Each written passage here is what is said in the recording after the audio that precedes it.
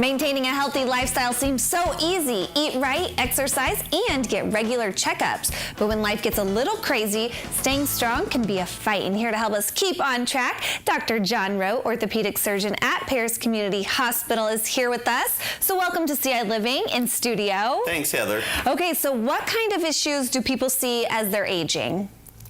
As we get older, our joints are subject to cumulative wear and tear or the consequences of previous injuries, and so we deal with a problem called arthritis. Okay. Arthritis, plain and simple, is just the wearing out of your anti-friction device, which is cartilage, and when that wears out, then people begin to have pain and limitation of motion and function in their joints. And especially maybe in their hip area. Very commonplace is the hip, second only to the knees. Okay, and so there's some new approaches and new procedures that you can do for hip replacement surgeries. We're talking the anterior approach? Yes, after we've exhausted all of our options to provide non-operative care, then a good option for someone who's suffering from arthritis in their hip is what we call a hip replacement surgery, where we go in and replace the worn out cup and the ball with artificial surfaces. Okay, so we're looking at some video of the anterior approach, so kind of walk us through what we're seeing. A technique that I use, which actually at a recent conference,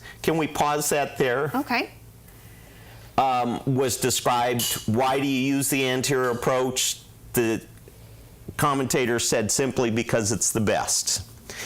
Challenges with the hip replacement are making it as anatomic or as normal as possible, and traditionally we've used what's called a posterior approach.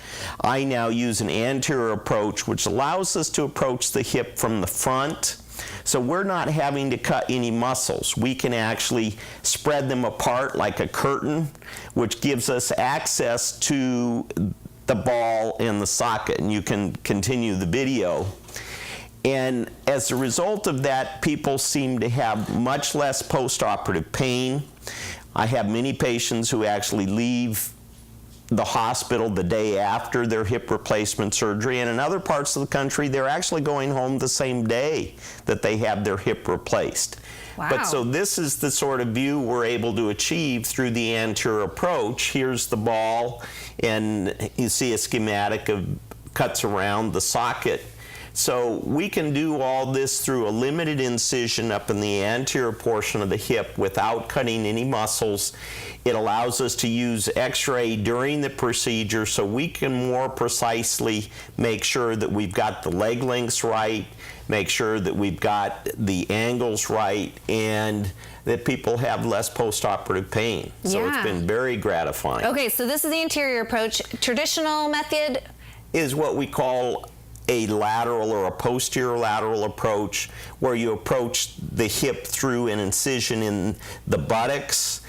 To do that, you actually have to cut through the tendons of several muscles and also through the thickest portion of the capsule, which is very important at preventing dislocation. So with the posterior approach, you often hear patients being told that they can't flex their hip past 90 degrees or cross their legs or internally rotate. With the anterior approach, we've actually found that we're able to decrease that incidence of dislocation about 20-fold, in which case we don't have all those precautions. Patients are able to get up and start walking and moving. They don't have to keep a pillow between their legs. And just the proof of the pudding is how gratifying it is and how happy people are having had a hip replacement through this procedure. Yeah, we recently met one of your patients who had the double hip replacement. Now, who would be an ideal candidate for this surgery? Well, pretty much anybody who has reached a point where, because of their hip arthritis, they've gotten to the point where day in and day out, they can't get up and do the things that they want to be able to do, and they're things that they're not willing to give up.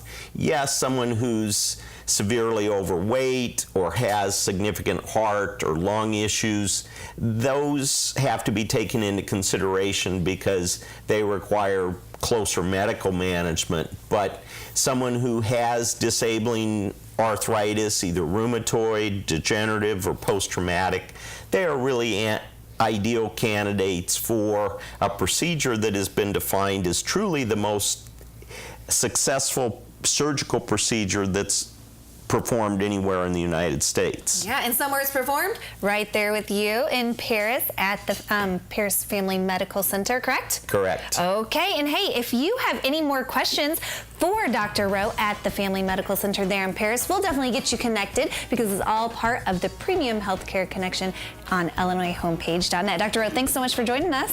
Thank you, Heather. All right, we'll be right back.